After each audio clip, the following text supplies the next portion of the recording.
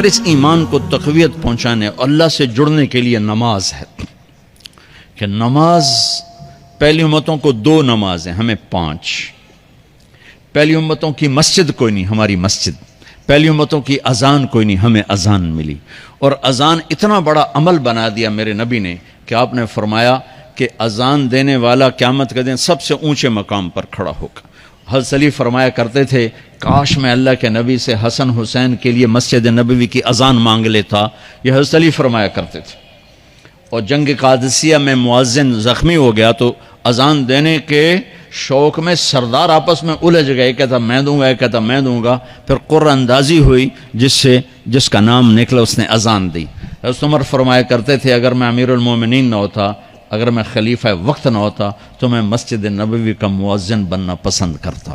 کسی کو اذان نہیں ملی، ہمیں اذان. پہلا مؤذن بلال بنا. پہلے مؤذن اللہ نے بلال کو یہ عزت عطا فرمائی. دنیا میں یہ ہے اور آخرت میں یہ ہے کہ میرے نبی نے فرمایا کہ جب جنت میں جانے کا وقت آئے گا نا تو جنت کی میرے لیے سواری لائی جائے گی. میں اس سواری پہ بیٹھوں گا تو اس کی جو وہ رسی ہوگی نا وہ ایسے نیچے گر جائے گی، یہ نیچے گرے گی.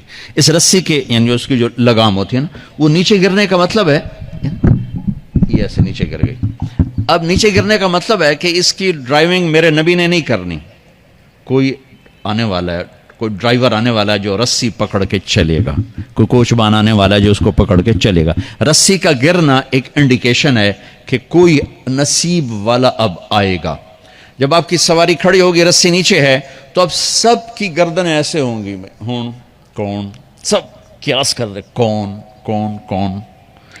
اللہ کی طرف سے اعلان ہوگا بلال کو بلایا جائے.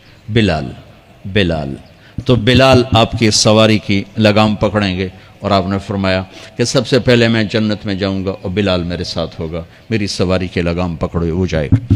تو ہمیں اذان ملی، کسی امت کو اذان نہیں ملی. ہمیں 5 نمازیں ملی، کسی امت کو نمازیں نہیں. 2 نمازیں، ایک فجر کی 2 رکعت، عصر کی 2 رکعت. باجماعت نہیں، ان کو اپنی کتاب یاد نہیں، ہمیں قرآن یاد ہے. میرے مدرسے میں ایک بچہ اب ماشاءاللہ امریکہ میں وہ پڑھا رہا ہے، اس نے 30 دن میں قرآن یاد کیا. صبح یاد کرتا تھا، شام کو تراویح میں سناتا تھا. میرے مدرسے کا بچہ ہے، صبح بیٹھ کے مغرب تک پورا سپارہ یاد کر کے اور عشاء کو تراویح میں سنا دیتا تھا. اللہ نے میں ایسا قرآن دے دیا کہ 1 مہینے میں بھی یاد ہو جاتا ہے. 3 دن میں بھی ایک بزرگ نے یاد کیا، 3 دن میں قرآن یاد کیا. اللہ نے ہمیں قرآن کی دولت عطا فرمائی، پڑھنے کے لیے 5 نمازیں عطا فرمائی، تہجد کی نماز عطا فرمائی، اوابین کی نماز دی، اشراق کی نماز دی، چاشت کی نماز دی. نماز کے کتنے دروازے کھول دیے. اور میرے نبی کی آخری نصیحت تھی میری امت نماز نہ چھوڑنا، نماز نہ چھوڑنا، نماز نہ چھوڑنا. اور اس 14 صدی میں کوئی موقع ہے نماز چھوڑنے کا تو وہ میرے نبی کے نواسے کی کربلا کا ہے کہ جب ظلم بھی انتہا پر تھا اور مظلوم بھی اپنی آخری حدوں پر تھا اور کائنات نے نہ ایسا ظلم دیکھا، نہ ایسے مظلوم دیکھے، نہ ایسی پاکیزہ ہستیاں دیکھی، نہ ایسے درندے دیکھے. تو سورج ڈھلا، نماز کا وقت ہوا ہے تو آپ نے سبحان اللہ، آپ نے زہیر سے فرمایا کہ شمر سے کہو نماز پڑھنے دے. نماز پڑھنی ہے، امت کو پیغام دینا ہے کہ یہ کسی حال میں چھوڑنے کا کام نہیں ہے.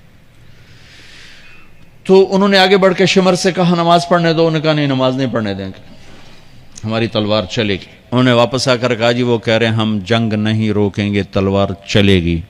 تو پھر یہ نہیں فرمایا اچھا چلو ٹھیک سر دیو، فرمایا اچھا آدھے نماز پڑھو آدھے جنگ کرو. آدھوں نے نماز پڑھی، آدھوں نے جنگ کی. پھر انہوں نے جنگ کی اور پہلوں نے نماز پڑھی اور عصر سے پہلے سب کے سر کٹ کے نیزوں پہ چڑھ گئے. یہ وہ ہستیاں ہیں جن کو میرے نبی نے کہا میری آنکھوں کی ٹھنڈک حسن حسین، میرے جگر کے ٹکڑے، میرے جنت کے پھول. پتہ نہیں کیا کیا تشبیہات دی ہیں میرے نبی نے. اب جنت کے نوجوانوں کے سردار حسن اور حسین. اور پھر نماز نہیں چھوڑی. ان کو جنت کی بشارت تو ماں کے دودھ پیتے مل گئی تھی، کربلا کی وجہ سے نہیں ملی سرداری ان کو. وہ تو ان کے سر کا صحرا ہے الگ.